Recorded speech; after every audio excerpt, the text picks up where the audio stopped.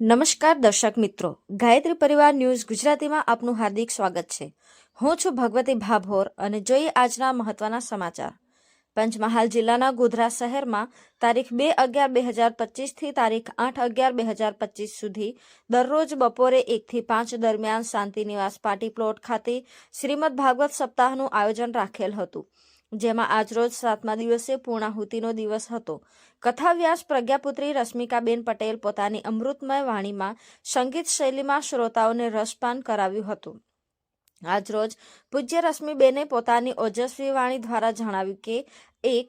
દુનિયા જેને પસંદ કરે તે સંસદમાં જાય, ભગવાન જેને પસંદ કરે તે સત્સંગમાં જાય. 2.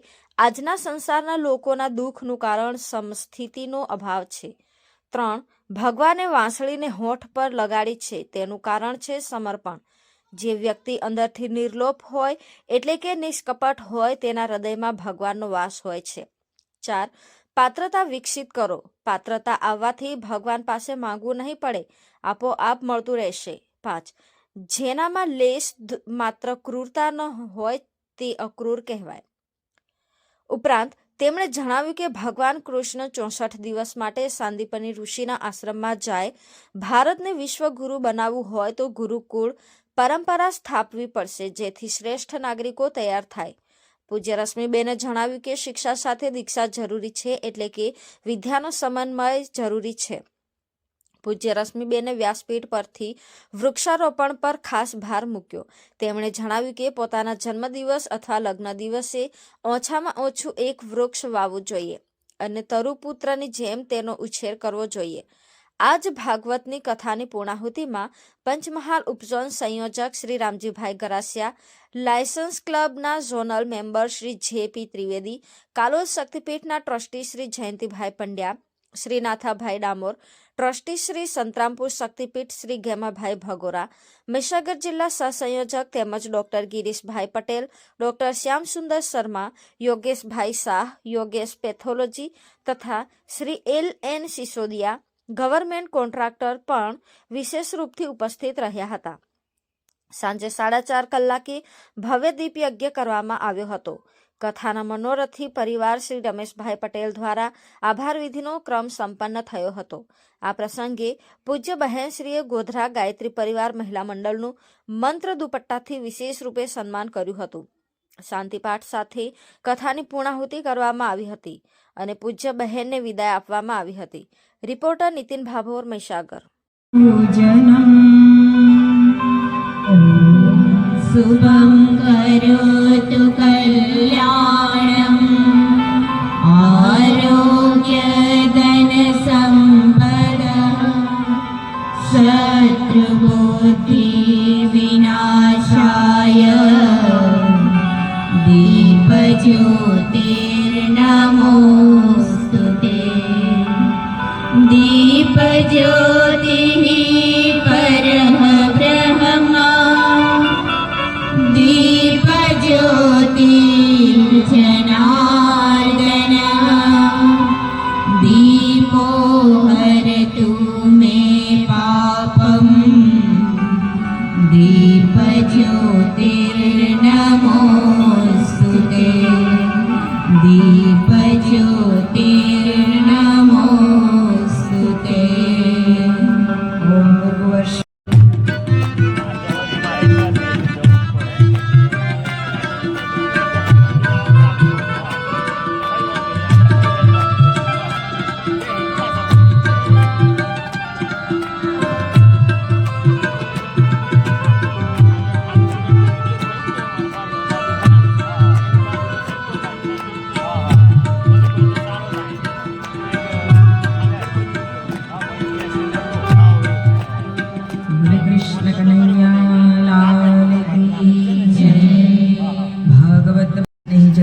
દિવંગત આત્માઓને પરમ કૃપાળુ પરમાત્મા પરમ સદગતિ શાંતિ શરણાગતિ બક્ષે ભાવ સાથે કરવામાં આવેલા પવિત્ર કાર્યમાં ઉપસ્થિત આપ સર્વ, અમારા સંગીતની ટીમ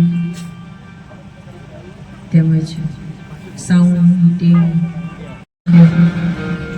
જેટલું શ્રવણ થાય એટલું કરવું જોઈએ. જ્યારે ભગવાન આ સંસારમાં હતા ત્યારે જેમને જેમને ભગવાનને ઓળખ્યા એને ભગવાનને ખૂબ અનન્ય પ્રેમ કર્યો. ભગવાન સાથે